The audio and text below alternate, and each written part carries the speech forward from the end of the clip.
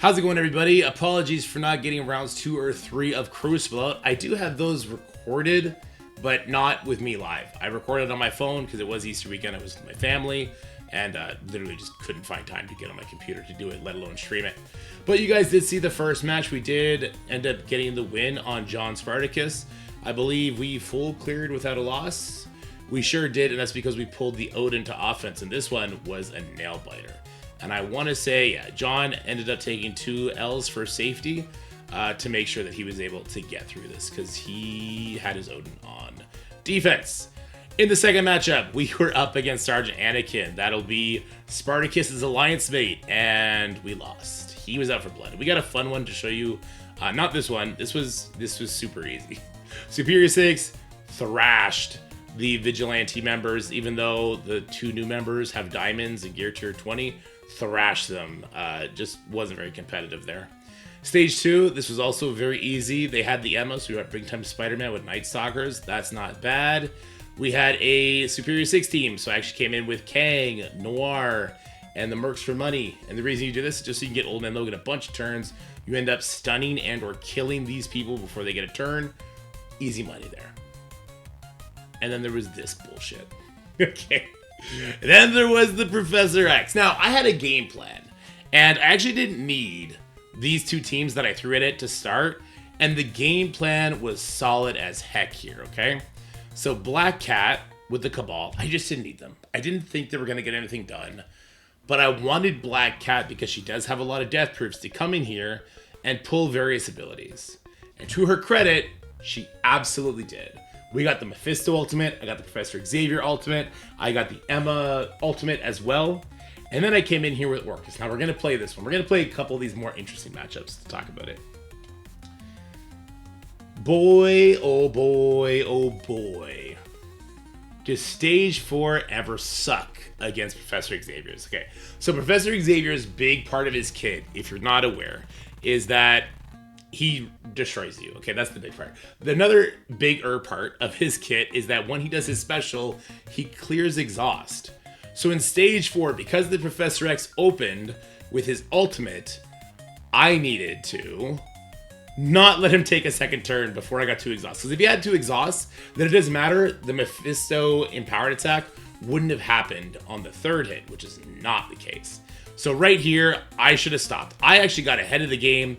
My Lady Deathstrike won the coin flip on the Professor X, but I got greedy. I didn't attack. Even just trying to win that coin flip was greedy. Look at these exhausts. And Professor X is going to be like, you know what? Not loving that. So when you say that Scopely doesn't do anything for the Krakens, just know that's a lie. Professor Xavier clearing that is huge when paired with Mephisto. So that is a good buddy cop team. If ever there is rooms in Crucible that have you ult before you do your special. Have we ever seen those rooms before? Have we maybe seen one of those rooms every single season? We sure have. So I'll show you what ended up happening to me because of that. So he cleared the 1 exhaust, which was super fun. I wasn't mad at all. I was actually watching WrestleMania with my kids, so I literally wasn't mad at all. I was like, oh, I screwed up. So then I come in here with Immortal, and this was the plan, and this was actually a really good plan, right? So Immortal would have stopped Skrull. I would not have been stuck on the Black Knight. I don't rely on speed stat from this team, so the Emma Frost wouldn't have messed with that. Storm would have had a trauma stun for the Professor Xavier, a slow for that Mephisto, and then we would have had Jean Grey go after that. I could have went for the Professor X and probably killed him because at that point he would have had 2 stacks of exhaust. He would have had defense down. I would have made sure I got the striker attack on him. Instead, because Professor X cleared that charge, Mephisto came in, gave all these buffs, gave all these debuffs. I can't put trauma out there, and it's a wrap. Dunzo, yeah, so we got Ricky rolled there. And that's why we lost Crucible. My opponent actually did struggle against one of my teams. I'll show you what that team was. I was pretty surprised by it. And not surprised when he whooped my Stage 6. We'll talk about what he did there as well. So recently, I actually put Gear Tier 20 on my Omega Red Phoenix Force. And I did that for a very particular reason. I love Crucible. And he is a cheaper character than Professor X. When it comes, he's a cheaper character than Apocalypse when it comes to unlocking Professor X. So my opponent, he actually took a loss here on the Annihilator's Pav. If Pav ults here, he actually gives speed up to these guys. I'm not sure how he lost this. It could have just been that he accidentally pushed the endgame Thanos, and Thanos killed a bunch. Not sure. But then he ended up coming here and clearing this. But he actually struggled more on this room. So he brought a bunch of random stuff in, and my Omega Red Phoenix Force wasn't gear tier 10 yet. I watched this fight. It played out exactly how you would assume. Omega Red Phoenix Force, wrecked face. So I have now brought him up to gear tier 20, and I'm hoping to see some big benefits from that. But let's go back to the attack. This fight was horrendous. So I came in here with my Starjammers, full Starjammers, up against Illuminati Phoenix Force, gear tier 20 Omega Red Phoenix Force, and gear tier 20 Phoenix. The Phoenix passive, when she died, killed my 5-star Havoc outright. One-shot him. And then with that and her special, it pushed Lilandra, Rocket, Howard, and Groot all to about less than 50% life. Omega Red Phoenix Force killed everybody except Groot, and it became a 1v1 with Groot versus Omega Red Phoenix Force. And it ended up working out. What I would do differently here, and this was an issue of my own making. What I should have done here is I should not have killed the Phoenix. I should have killed the Omega Red. Then I should have killed the Phoenix and paused before she came up, and I should have let it time out. These are the sneaky, disgusting tricks that Scopely kind of makes us pull with the timeout feature instead of like the, hey, quit, I did what I want to do, let me get out of here feature. So, yeah, that's what I would do in the future here. You easily take care of the Illuminati members, that's not a problem. You then take out the Omega Red Phoenix Force. You finally take out the Phoenix herself, but you pause the game the second you take out her main form. And then there was this, and I ended up using Odin Illuminati here because I could. I knew that my Odin was not going to help me against this team because I had to come in with the anti-speed bar for Skrull. So Odin was kind of wasted for me on offense here, and I thought that was very unfortunate and very, very annoying. But Anakin ended up picking up the win there because I couldn't clear. And then we were moving on to Not Jex, Sexy Jex, for those of you who know him in the Discords. Super, super nice individual. So here, we also were able to throw in our Superior 6 Old Man Logan at a Liberty with Doctor Strange. That was easy peasy. Starjammers against a Kahori. And this match made me pull my Kahori to offense. I hated having to use Starjammers here, but I just felt like I had to do it. It wasn't a great feeling. Didn't love it. Kahori just doesn't get me any wins. I mean, he did the exact same thing to my Kahori. I didn't like it. I didn't like it at all. So I actually have my Kahori on offense. Now I'll show you my defensive lineup when we're done this.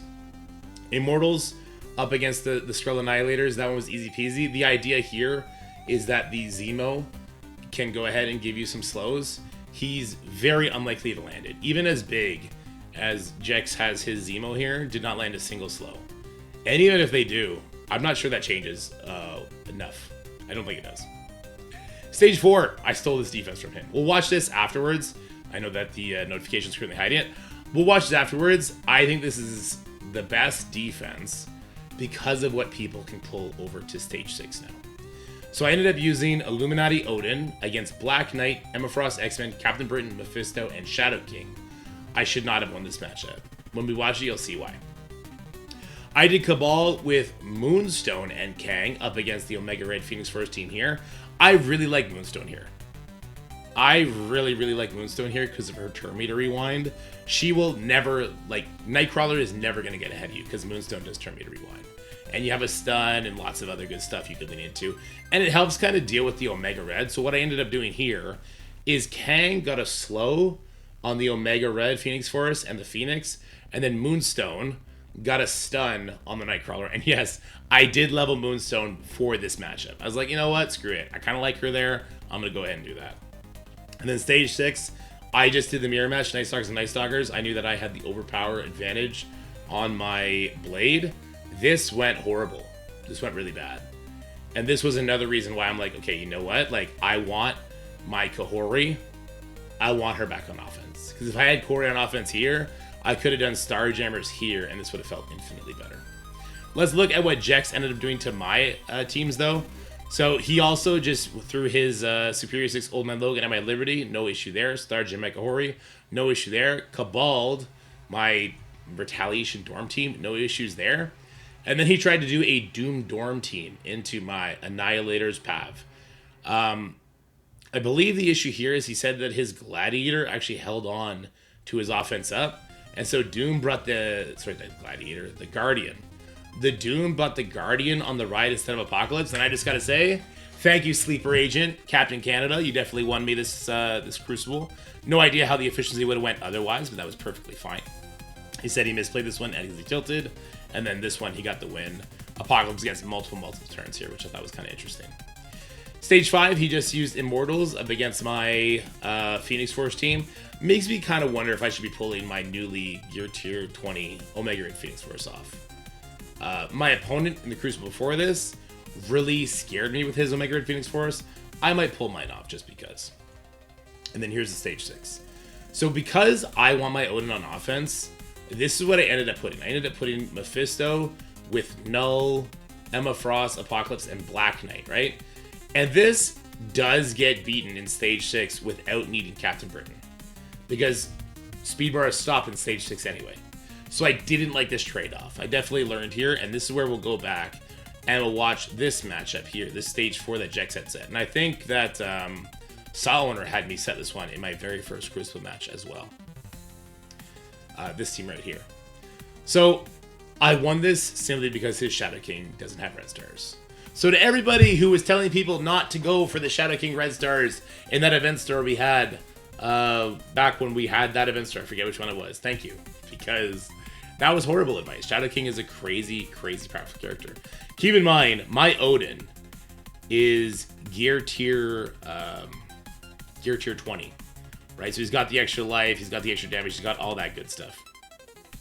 So right away, we are going to get to take a couple turns before Mephisto goes. If you bring Null in here, the Mephisto ults turn 1 and you die, right? So what ends up happening is we get to get a bunch of those debuffs cleared off of our Odin before the Mephisto ults. So we don't have the defense down to worry about. We do get ability blocked, but that's okay. Because we're going to get one more assist off, I believe, and Odin will cleanse it from himself. So there's that ability block cleanse. You see, we are at around 65% max life potential on Odin because of that ultimate from the Mephisto. So we do the special. We have the charges, gives us a little bit of damage reduction. We have the offense up. Obviously, if we get to 0 charges, we're going to be able to do our thing again. And this is where it gets super scary. So up to now, like, a 7 red star Odin would have been fine. But it's this ultimate from Black Knight, followed by this assist from the offense up Shadow King, that takes my Odin to about 1 life. One more red star on that Shadow King, and I'm dead. It's not even close. There's also this hit here. If he was at 7 red stars, this might have also killed me, because he's still at offense up. He's still ulted. The extra attacks come in. Like, this would have been super close. With Null, there's buffs to begin with, and only 1 SK ping to worry about. Null can help you because he won't have the offense up on the Mephisto when he ults. So there is that caveat that you could bring in there, and that's actually one of the reasons why I have Null on offense as well. So with this said, this was kind of my weekend at Crucible. I did end up going 2 for 1. I'm starting to try and Crucible again. Like, Overpower is here to stay. It is what it is. You just got to get used to it. We're going to figure it out. We'll find the best counters. Everyone's probably going to get situated more in line with their spending bracket, and then it'll be deviated up by skill. But I do think that there's still going to be room for some like really skillful players who moderately spend to still hang out in the top 100. And I hopefully will be one of those players. We'll have to wait and find out. But I did change up my defense for this, keeping Liberty in 1. I'm putting the Annihilator team with Pav and Skrull in 2. This is still going to get easily beaten. Like, this would get demolished by a Kahori. Can we talk about this for a second? Kahori is such a stupid character in Stage 2, and it's disgusting that they haven't fixed it yet. If you guys don't know, Kahori is bugged in Stage 2. She does her passive twice immediately. She takes 4 turns immediately instead of 2. Her 4th turn is her ultimate, so she takes a 5th turn. Kahori is literally the most bugged, broken character in the game right now in Stage 2. And it's been like that for 2 weeks. Scopely. Are you letting the game die? Should we be concerned about this? Why is Kahori still broken? Anyway, I'm pulling Kahori to offense so that I could use her on offense for that reason. I mean, Kahori versus Kahori may not be the most fun match, so you probably want to bring in a different controller that can take the hits. I don't know if that'll even happen because of speed bar. We'll have to wait and see. Maybe Kahori versus Kahori in stage 2 is not going to be super fun. I still have that Retaliate team in 3. I'm still keeping my Ancient one there. And I'm just straight up stealing the team that Jex used on me. I am going to use Shadow King here instead of Iron Patriot, which is what Saw Owner had me use. I think that there is a world where you could use Iron Patriot here. And then if somebody does come in with Null, it'll make that ultimate from the Mephisto hit a lot harder and into vulnerables. So there is a world where Iron Patriot, I think, gives you more value than Shadow King. But then you lose your Cabal. And I'm just not comfortable with that just yet. I am going to keep my Phoenix Force with Scientist Supreme, Doctor Strange, and Nightcrawler on defense for now. And then I'm throwing Night Stalkers in stage 6. The only thing I haven't decided yet is if I'm going to do something like Moon Knight comes out and Emma goes in. The old school Emma. I think there is just a strategical reason why you probably should put Emma in here. It'll make people kind of over-hit this room, in my opinion. I'll probably end up doing that. That's probably what I'll end up doing. Yeah, that's what I'm going to do. So what does this leave? This leaves me with Odin. This leaves me with Null, Cabal, Starjammers, Illuminati, Old Man Logan. Leaves me with Superior 6. Leaves me with Immortals. So I have a lot of offensive weapons. And that's what I think, and Kahori. And that's kind of where I think is my new playground. My new playground is going to be incredibly offensive heavy. I also have Apocalypse now. That's great. My new meta is going to be incredibly offensive heavy. Banking on this team getting a win. Starjammers here get shut down by, well, first of all, Captain Britain stops the Howard speed bar. The Emma Frost stops their speed stat. The Shadow King will eat the first Havoc hit, and as soon as that's done, Mephisto would be next, right? Now, Mephisto will do his empowered attack if there's a Starjammer team that comes in here. But then it's going to be Shadow King's, I believe, how fast is Shadow King? Howard is 125, and I think Shadow King might be, is it a coin flip? It might be a coin flip. But Shadow King will be extremely dangerous to them. And all the buffs will be up. So this is going to be, SK's 125 as well. Okay, so SK and Howard are actually matched. So this will be very, very fun. Howard is 120. Okay, anyway. This is not going to be good for Starjammers. Starjammers will have to 2-tap this. As you saw, an Odin team not feeling so hot in this room either. Now, can this be one-shot? 100% it can be one-shot, yeah. But to me, this feels better, and then I get to save my Null. I get to save my Apocalypse. I'm still missing on my Astral, but I didn't have use of them anyway. So this, I think, is going to be sort of like the Dolphin Whale Miracle team, where this is what we rely on to get us a win, and then we are basically super offense heavy everywhere else. And you know where this won't matter at all?